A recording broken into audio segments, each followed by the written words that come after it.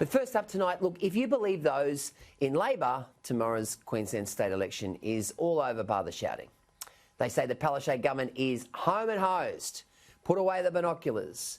It's going to be a landslide as Labor basks in the glory of its post-pandemic performance.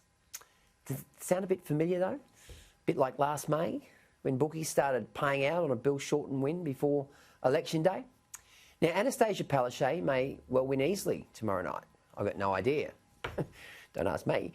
She will gain significant votes for her handling of the coronavirus, even though she says she doesn't make the decisions. And in fact, today, we've just had a story breaking on the Courier-Mail website, couriermail.com.au, that she actually tracked some polling. She looked at some polling before today's decision. Now, she says it's the Chief Medical Officer's decision. She doesn't make the decisions, but she'll claim credit for those decisions. That's Labor's only single positive policy. And even that has holes in it because while it has flattened the curve, we're now flattening the economy here with ludicrous, ridiculous border decisions stopping tourism and small business getting back on their feet. Now, as a national news and current affairs show, I get letters and emails from all around the country.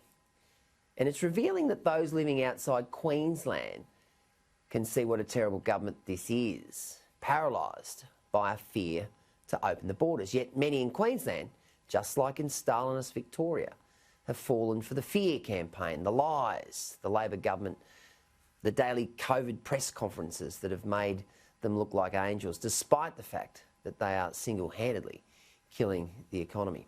In fact, here's a quote from a letter from a fellow from Bowral in New South Wales. This is what he said.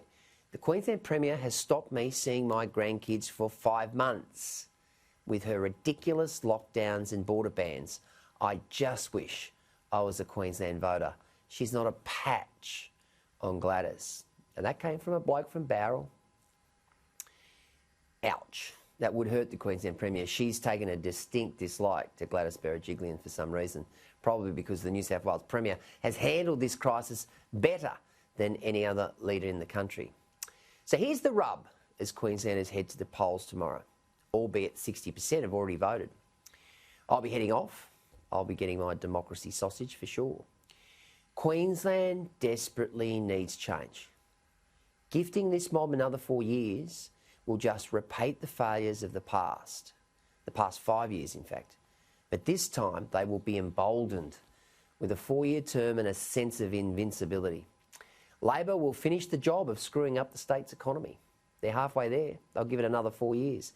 They are easily the worst government I've seen in Queensland in the past 30 years, and that's a big call. I've seen some shockers, but this mob win easily. They failed on the economy. They failed on child safety. They failed on integrity. They failed on debt. They failed on unemployment. They failed on business confidence. They failed on vision. They failed on youth crime. They failed on empathy. They failed on compassion.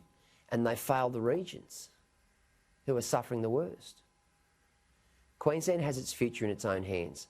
The choice is pretty straightforward. The LNP offers hope and prosperity, whereas Labor will set us back a generation.